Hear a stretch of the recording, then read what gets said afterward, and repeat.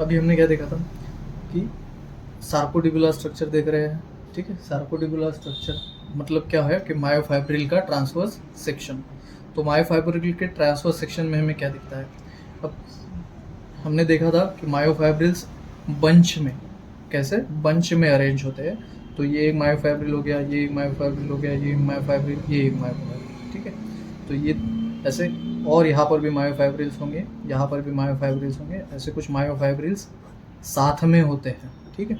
तो अगर आपका एक्शन पोटेंशियल या फिर स्टिमुलस आपने ये साइड से दिया है, ये साइड से अगर आपका एक्शन पोटेंशियल डेवलप होता है, तो वो ये जो मायोफाइब्रिल है यहाँ तक कैसे पहुँचेगा।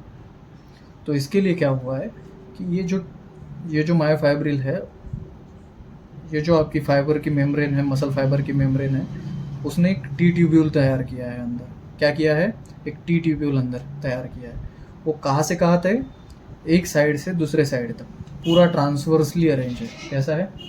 ट्रांसवर्सली अरेंज है। तो ये जो टी ट्यूब्यूल है उसके जस्ट साइड में क्या होते हैं, ये रेटिकुलर फॉर्मेशन। ये क्या है सब? ये रेटिकुलर फॉर्मेशन है। ये जो है ये आपका रेटिकुलर फॉर्मेशन है। जस्ट साइड में, टी ट्यूब्यूल के साइड में प्रेजेंट होते हैं टर्मिनल सिस्टर्नी। क्या प्रेजेंट होते हैं? दोनों साइड में टर्मिनल सिस्टर्नी। जहाँ पर भी आपका टी ट्यूब्यूल आएगा उसके साइड में प्रेजेंट होंगे आपके टर्मिनल सिस्टर्नी। क्या होंगे? Terminal cisternae. अब जब आपका एक्शन पोटेंशियल डेवलप होता है ये मेम्ब्रेन पे, ये फाइबर पे, मसल फाइबर पे, फाइबर के मेम्ब्रेन पे, तो ये ट्रांसफर ये इस मायोफाइब्रिल तक कैसे पहुंचेगा? तो ये पहुंचेगा थ्रू टी ट्यूब्यूल। किसके थ्रू पहुंचेगा? ये टी ट्यूब्यूल के थ्रू पहुंचेगा। किसके? टी ट्यूब्यूल के थ्रू पहुंचेगा। तो आपको इसके आगे अभी हम देखेंगे, ये जो ट्रायो है, ये ट्रायो को अभी इसके आगे एक्सप्लेन करने की कोशिश करेंगे हम। हमने क्या देखा था? वो ट्रायो। ट्रायो मतलब क्या क्या था हमारा? यह है हमारा टी ट्यूब्यूल, यह है हमारा टी ट्यूब्यूल, और ये है हमारे टर्मिनल सिस्टर्नी, यह है हमारे टर्मिनल सिस्टर्नी। अभी हमने क्लास में देखा था कि ये जो टी ट्यूब्यूल है इसके ऊपर प्रेजेंट होता है एक रिसेप्टर, उसको हमने बोला था डायहाइड्रोपायरिडीन रिसेप्टर। क्या बोला था उसको? डायहाइड्रोपायरिडीन रिसेप्टर। क्या बोला था उसको? डायहाइड्रोपायरिडीन रिसेप्टर। उसको हमने बोला था डायहाइड्रोपायरिडीन रिसेप्टर। अभी उसके आगे हमने देखा था कि जो रेटिकुलर फॉर्मेशन है उसके ऊपर प्रेजेंट होता है राइनोडिन रिसेप्टर। क्या नाम है उसका? था राइनोडिन रिसेप्टर। क्या नाम था उसका? राइनोडिन रिसेप्टर। क्या नाम था? राइनोडिन रिसेप्टर। अब हमारा जो एक्शन पोटेंशियल डेवलप हुआ है, वो एक्शन पोटेंशियल डेवलप होने के बाद में सबसे पहले समझ में आता है किसको? तो डायहाइड्रोपायरिडीन रिसेप्टर को। किसको समझ में आता है? डायहाइड्रोपायरिडीन रिसेप्टर को। तो अब ये डायहाइड्रोपायरिडीन रिसेप्टर क्या करता है? यहाँ पर कन्फर्मेशनल चेंजेस करता है। यहाँ पर क्या करेगा वो? कन्फर्मेशनल चेंजेस कर देगा। यहाँ पर जब कन्फर्मेशनल चेंजेस हो जाते हैं तो यहाँ से एक सिग्नल मिलता है किसको? राइनोडिन रिसेप्टर को। किसको मिलता है एक सिग्नल? राइनोडिन रिसेप्टर को। तो राइनोडिन रिसेप्टर क्या करता है फिर? वो सिग्नल लेके उसके पास में, मतलब रेटिकुलर फॉर्मेशन में जो कैल्शियम प्रेजेंट है उसको रिलीज करने का काम कौन करता है? राइनोडिन रिसेप्टर। कौन करता है? राइनोडिन रिसेप्टर। अब ये जो रिलीज हुआ कैल्शियम चैनल है, कैल्शियम है। अब ये जो रिलीज हुआ है कैल्शियम, वो रिलीज हुआ कैल्शियम जो है तो वो अटैच होता है किसके साथ में? ट्रोपोनिन सी के साथ में। ट्रोपोनिन सी के साथ में अटैच हो जाता है। और आपका क्या फॉर्मेशन होता है?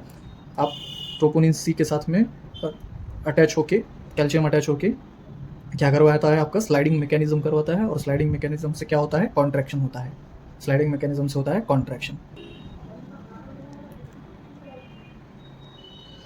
तो चलो अभी हम शॉर्ट में देखते हैं एक्साइटेशन कॉन्ट्रैक्शन कपलिंग कैसे फॉर्म होती है। कैसी?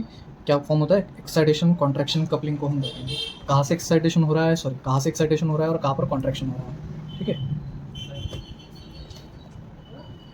तो जब स्टिमुलस मिलता है तो सार्कोलेमा पर एक्शन पोटेंशियल डेवलप होता है। क्या होता है? जब स्टिमुलस मिलता है तो सार्कोलेमा पर एक्शन पोटेंशियल डेवलप होता है। वो एक्शन पोटेंशियल टी ट्यूब्यूल के थ्रू, किसके थ्रू? टी ट्यूब्यूल के थ्रू स्प्रेड होता है इनर साइड में, मायोफाइब्रिल्स के इनर साइड में स्प्रेड होता है थ्रू टी ट्यूब्यूल। अब टी ट्यूब्यूल में जो प्रेजेंट है डायहाइड्रोपायरिडीन रिसेप्टर, टी ट्यूब्यूल में जो डायहाइड्रोपायरिडीन रिसेप्टर प्रेजेंट है वहाँ पर कन्फर्मेशनल चेंजेस फॉर्म होते हैं। क्या होता है वहाँ पर? कन्फर्मेशनल चेंजेस होते हैं। वो कन्फर्मेशनल चेंजेस होने के बाद में वो एक सिग्नल भेजता है किसको? राइनोडिन रिसेप्टर को। किसको भेजता है? राइनोडिन रिसेप्टर को। अब ये राइनोडिन रिसेप्टर प्रेजेंट होता है टर्मिनल सिस्टम के अंदर। कहाँ पर प्रेजेंट होता है? टर्मिनल सिस्टम के ऊपर।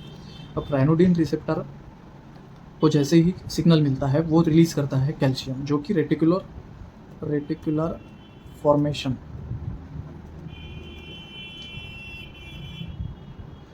फॉर्मेशन में प्रेजेंट होता है कैल्शियम, उसको वो रिलीज करता है। कौन? राइनोडिन रिसेप्टर।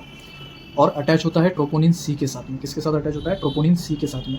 और through sliding mechanism contraction formation होता है। ठीक है, क्या होता है? कॉन्ट्रैक्शन फॉर्मेशन होता है। अगर आपको ये नहीं समझ में आया तो एक बार वापस वीडियो देखिए, अच्छे से समझ में आएगा। और आपका सब टॉपिक्स कवर हुआ है, सिर्फ आपको क्वेश्चंस घुमा फिरा के डाले हैं। ठीक है, चलो, थैंक यू।